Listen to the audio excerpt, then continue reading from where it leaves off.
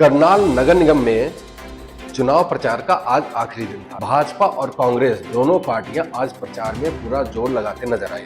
वहीं कांग्रेस पार्टी के उम्मीदवार मनोज वधवा भ्रष्टाचार के आरोप पर मेयर और उनके पति ब्रिज गुप्ता को घेरते नजर आए।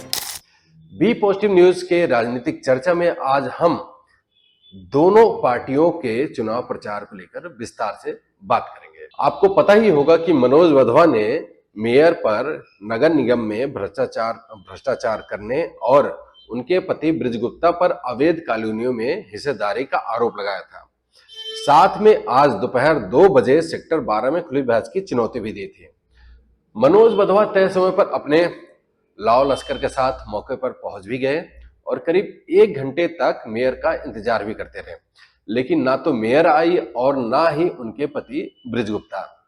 जिसके बाद मीडिया से बात करते हुए मनोज वधवा ने भाजपा मेयर प्रत्याशी पर कई गंभीर आरोप लगाए।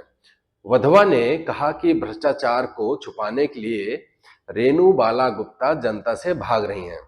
वधवा ने साथ में यह भी कहा कि अब तक मैं उन पर कई गंभीर आरोप लगा चुका हूं और साथ में जवाब भी मांगा है, लेकिन उन्होंने किसी भी आरोप का अब तक जवाब नहीं दिया, जो बताता है कि वो भ्रष्टाचार को छुपा रही है और मतदान के दौरान करनाल की जनता इसका भरपूर जवाब देगी। इसके अलावा वधवा ने भाजपा नेताओं पर जान से मारने की धमकी देने और पैसे का लालच देने का आरोप भी लगाया। यह तो बात हो गई मनोज वधवा की। अगर हम रेणु बाला गुप्ता के चुनाव प्रचार को देखें तो आखिरी दिन वो हिंदुत्व से लेकर विकास तक के मुद्दे पर प्रचार करती नजर आई।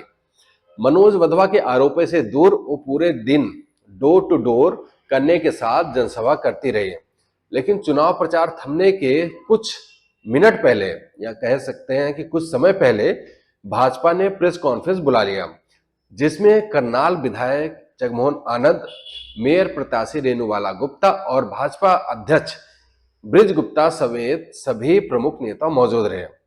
जगमोहन आनंद ने वधवा के आरोपों का जवाब देते हुए कहा कि उनके सभी आरोप झूठे हैं। जब वो विकट स्थिति में थे तो रोते हुए हमारे पास आए थे और मैंने उनका हाथ पकड़ पूर्व सीएम मनोहर लाल खट्टर से मिलवाया था। आज वो कह रहे हैं कि उनको जान से मारने की धमकी दी गई और पैसे का लालच दिया गया। यह जिसने भी किया उसका नाम सामने लाए, उस पर हम खुद जाकर कार्रवाई करेंगे। वहीं ब्रिज गुप्ता पर अवैध कॉलोनियां कटवाने के आरोप पर भी जगमोहन आनंद ने सबूत मांगा। इस प्रेस कॉन्फ्रेंस की सबसे खास बात यह रही कि भाजपा नेताओं ने पहली बार मनोज वधवा के सभी आरोपों का खुलकर जवाब दिया और साथ में पंजाबी समुदाय को साधते भी नजर आए। दरअसल इस चुनाव में दोनों पार्टियों की पूरी लड़ाई ही पंजाबी समुदाय को लेकर ही थी। करनाल के करीब 60,000 से ज्यादा पंजाबी मतदाताओं को रिझाने के लिए भाजपा और कांग्रेस पूरा जोर लगाती नजर आई। पंजाबियों को रिझाने के लिए चुनाव प्रचार के आखिरी 3 दिन केंद्रीय मंत्री मनोहर लाल खट्टर करनाल में ही डेरा जमाए नजर आए। इस दौरान वो हर उस व्यक्ति से मिले जो पंजाबी समुदाय में खासा प्रभाव रखता है। वहीं कांग्रेस भी पंजाबी समुदाय को अपने पाले में लाने के लिए पूरा जोर लगा रही है। हालांकि चुनाव प्रचार अब थम चुका है और साथ में आरोप प्रत्यारोप का दौर भी।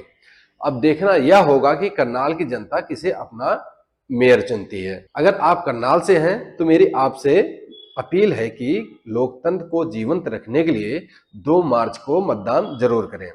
किसी लालच या नशा आदि के प्रभाव में ना आए और सोच समझकर सही उम्मीदवार को चुने। अगर आप करनाल से हैं तो मेरी आपसे अपील है कि लोकतंत्र को जीवंत रखने के लिए 2 मार्च को मतदान जरूर करें। किसी लालच या प्रभाव या नशा आदि के चक्कर में ना पड़े और सोच समझकर सही उम्मीदवार को चुने ताकि करनाल का विकास हो सके। नमस्कार।